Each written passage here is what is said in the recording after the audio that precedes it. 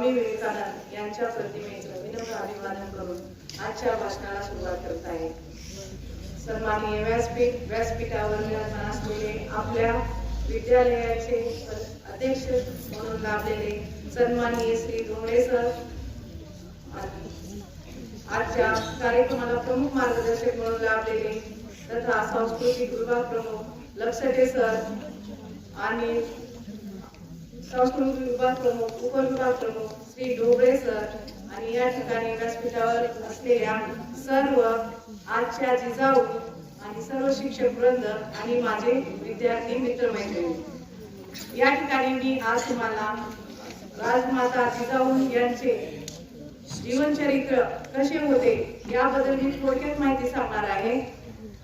अराजकतेच्या पार्श्वभूमीवरती मूर्तिमंत शिवराज्य उभं करणाऱ्या ज्या राजमाता होत्या म्हणजेच जिजाऊ आणि विखुरलेल्या देश बांधवांना एकतेच्या सूत्रात गुंफून स्वराज्याचे जन आंदोलन उभा करणाऱ्या राजमाता जिजाऊचे चरित्र अत्यंत प्रेरणादायक आहे. त्यांनी प्रतिकूल परिस्थितीवर मात करून रयतेचे स्वराज्य निर्माण करणारे छत्रपती शिवाजी महाराज घडवले. जिजाऊचे व्यक्तिमत्व म्हणजे इच्छा, प्रचंड धैर्य, इच्छाशक्ती आणि गरिबांप्रती जे अतोनात प्रेम होतं, या सर्व त्यांच्या चरित्रातून दिसून येते. राजमाता जिजाऊंचा जन्म 12 जानेवारी 1598 रोजी सिंदखेड राज बुलढाणा येथे एका इतिहास प्रसिद्ध राजघराण्यामध्ये त्यांचा जन्म झालेला होता आणि लखोजी राजे यादव आणि म्हाळसा राणी हे त्यांचे आई वडील होते. आणि नंतर लखोजी राजांनी आपल्या मुलांप्रमाणे जिजाऊंना पण त्या ठिकाणी शिक्षण दिले. जिजाऊंनी राजघराण्याचा व्रत अभिमान न बाळगता युद्ध कला, राजनीती, प्रावीण्य या सर्वांमध्ये त्यांनी काय केलं होतं, प्रावीण्य मिळवते. आज आपण जिजाऊंच्या चरित्रातून प्रेरणा घेऊन आपण वेगवेगळ्या क्षेत्रामध्ये प्रावीण्य मिळवलेले पाहिजे. आणि आजच्या मुलींमध्ये आपण पाहतो प्रचंड नैराश्य, असुरक्षिततेची भावना आणि न्यूनगंड निर्माण होताना आपण पाहतो. जिजाऊंनी आत्मविश्वासाने युद्ध कलेचे नेतृत्व मिळवलेलं होतं आणि याचा उपयोग त्यांना पुढे शिवरायांना युद्ध कला, राजनीतीचे धडे देताना खूप मोठा फायदा त्या ठिकाणी त्यांना झालेला होता. आजची स्त्री आपण पाहतो की फक्त चूल आणि मूल या परिघाबाहेर पडायला तयार नाही, किंबहुना ती यातच तिचे सौख्य मानावे अशी तिची काय झालेली आहे. तर समाज व्यवस्था आज देखील या ठिकाणी आहे. पण जिजाऊंनी विवाहानंतर स्वराज्य संकल्पनेला अखंड दैवत किंवा अखंड स्वरूप प्राप्त करून देण्याचे एक ऐतिहासिक कार्य त्या ठिकाणी त्यांनी केलेले आहे. शहाजीराजे जिजाऊंनी मोठ्या उदात्त आणि व्यापकपणे त्यांनी रयतेच्या सोयऱ्यांसाठी स्वराज्य निर्माण करण्याचा त्या ठिकाणी निर्णय घेतलेला होता. शहाजीराजांच्या कार्यामध्ये जिजाऊ अत्यंत खंबीरपणे त्या ठिकाणी उभ्या होत्या आणि आदिलशहा, निजामशहा, परत मुघल असे बलाढ्य विरोधक असताना मोठ्या निर्भीडपणे जिजाऊंनी शहाजीराजांच्या खांद्याला खांदा लावून त्या ठिकाणी त्यांच्या सोबत खंबीरपणे त्या ठिकाणी उभ्या राहिलेल्या होत्या. आजची स्त्री आपण पाहतो ती फक्त आपली मुले, आपला संसार किंवा माझे घर किंवा आपल्या कौटुंबिक जे कार्यक्रम असतात त्याच्या पलीकडे ती विचार करताना दिसत नाही. जिजाऊंनी आपल्या कुटुंबाच्या पलीकडे जाऊन त्या ठिकाणी रयतेचा विचार केलेला होता.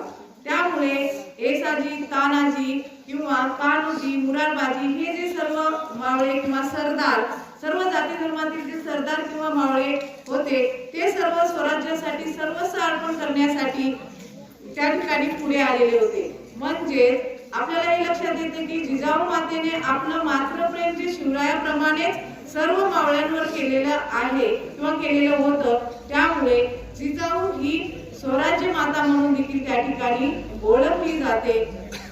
स्वराज्यावर अनेक संकट आली. अफजल खान, दिलेर खान, शाहिस्ते खान या प्रसंगी जिजाऊ शिवरायांच्या पाठीशी खंबीरपणे त्या ठिकाणी उभ्या राहिल्या. संकट समयी जिजाऊ लढणाऱ्या होत्या, पण कधीही त्या रडत बसल्या नाही किंवा घाबरलेल्या नाहीये.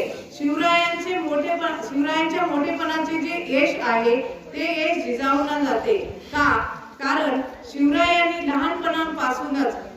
लहानपणापासूनच घडवण्यात त्यांचा अत्यंत मोलाचा वाटा आहे. कारण तुम्हाला स्वराज्य निर्माण करायचं आहे आणि मी तुमच्या पाठीशी आहे असे त्या परोपकारी सदैव सांगत असत. आणि आजची आई आपण पाहतो की मुलांना सांगत असते की तू कोणाच्या भानगडीमध्ये पडू नको, आपल्याला काय करायचं आहे असं ती प्रत्येक आई आपल्या मुलांना सांगते. म्हणजे आजची आई ही आत्मकेंद्री बनत चाललेली आहे. कारण आपल्याला काय करायचे असं म्हणल्यानंतर तो मुलगा कोणाला मदत करू शकत नाही, कोणासोबत चांगलं राहू शकत नाही, तर याचा परिणाम म्हणजे तो त्याच्या मुलावरती होत आहे. पण आपण आज देखील पाहतो की शिवरायांसारखे पराक्रम मानवतावादी नेते आज उदयाला येतील. पण त्या ठिकाणी जे जिजाऊसारखी माता आहे ती घरोघरी कधीच निर्माण होणार नाही. कारण या ठिकाणी आजची जी आहे स्त्री आणि जिजाऊ यांच्यामध्ये खूप मोठा फरक आहे.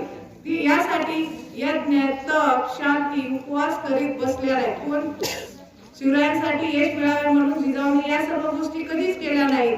यश मिळवण्यासाठी काय करावं लागतं हे त्यांना माहीतच होतं. तर यश मिळवण्यासाठी प्रयत्नांची पराकाष्ठा करावी लागते, हाती तलवार घ्यावी लागते आणि चातुर्यपणाला लावावे लागते.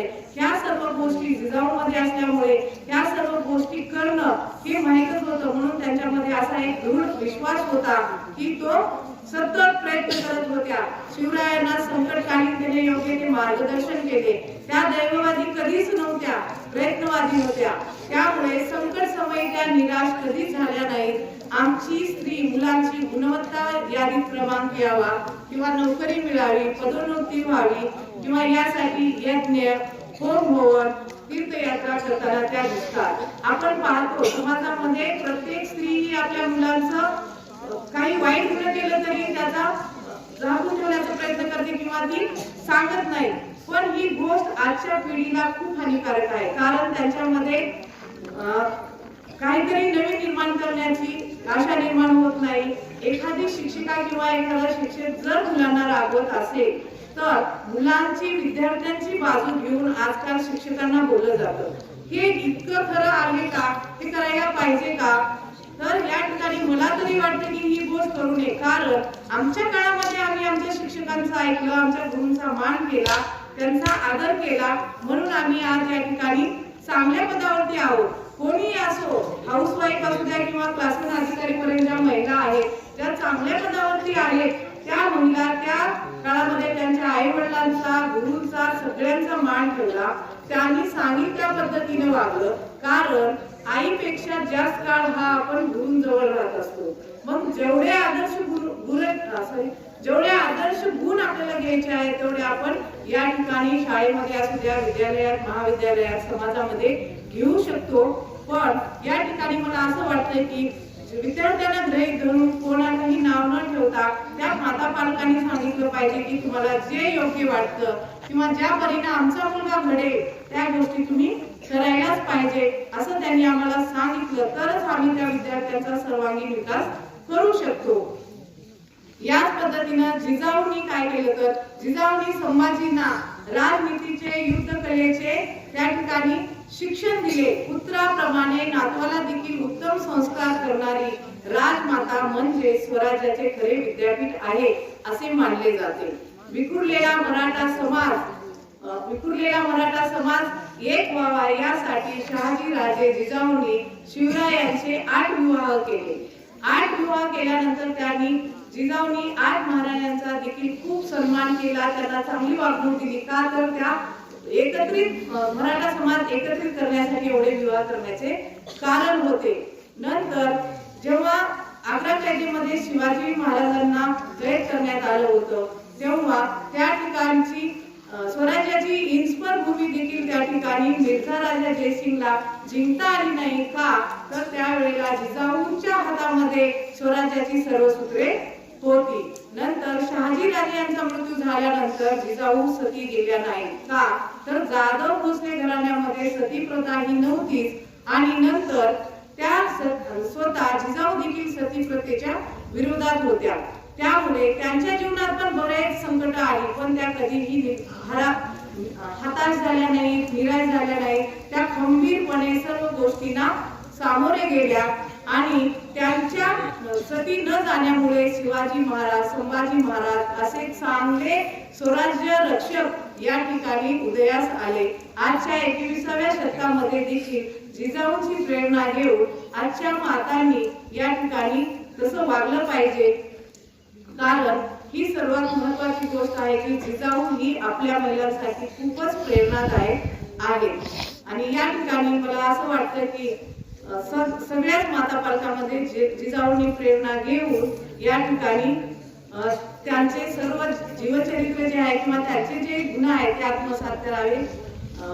या ठिकाणी मला 2 शब्द सांस्कृतिक विभाग प्रमुखांनी बोलण्यास दिले, त्यांचे धन्यवाद। जय जिजाऊ, जय शिवराय।